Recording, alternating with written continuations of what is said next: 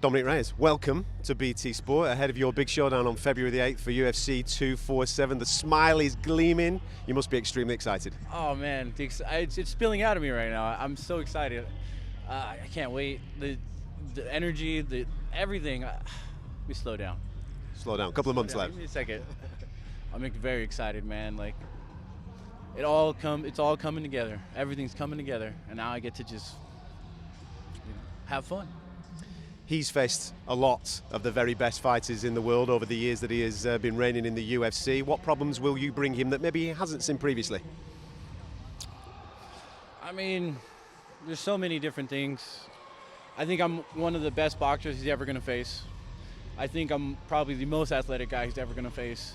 I'm young, I'm hungry, I'm Hispanic. I mean, there's so many different things about me that line up. Things are just lining up. If you really look at everything and the way it's all lining up, it feels like destiny, man. It just feels like destiny. Confidence must be on a high, undefeated, and just obviously coming off a great victory against Chris Weidman. Talk to me about that victory there. Obviously a man that a lot of people know, a big legend of the game, and you took him out quite comfortably in the end. Yeah, I mean, Chris Weidman, what an honor to fight that guy, you know. Former champion, and not just a champion, a guy that beat Anderson Silva and all the lure behind him as well.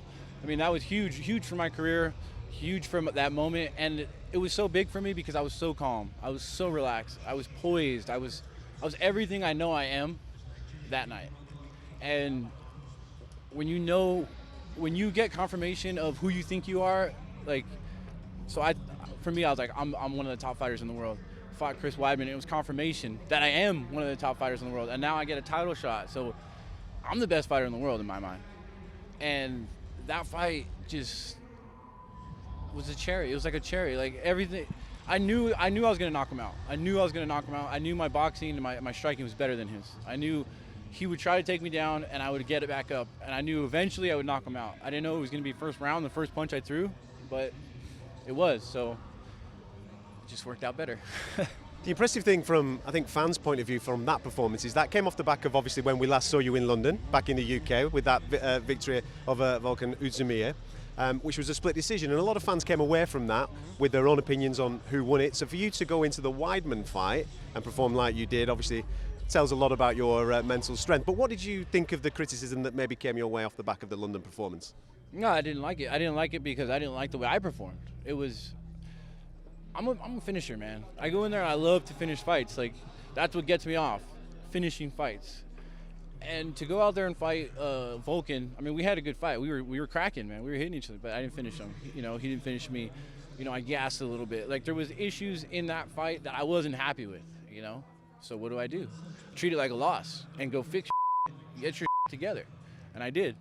And I got myself back. I got back to me. I got back to handling me. Because that fight, I was worried about him too much. It was like, you know, I respected him too much. There was too much respect. There was too much worried about his power.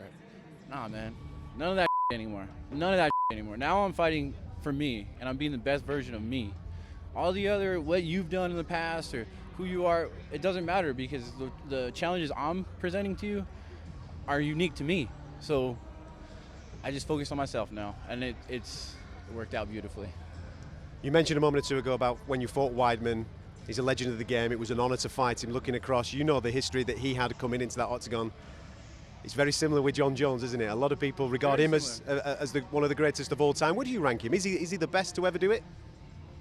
Yes, with an asterisk. So you can't cheat and be the greatest ever. So you fall into the asterisk category of the greatest of all time, like baseball when they have the steroid era. So like the steroid Hall of Fame and then the not steroid Hall of Fame.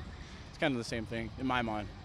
I mean, I'm a clean athlete. And I don't condone that. I don't think it's cool, but I do respect the man for his fighting ability. I know he's a hell of a fighter. I mean, probably the greatest ever, with an asterisk. Because without those steroids and things, how do you know how he's going to perform? You know, in those fights that he was, you don't know. So that's just how I feel about that.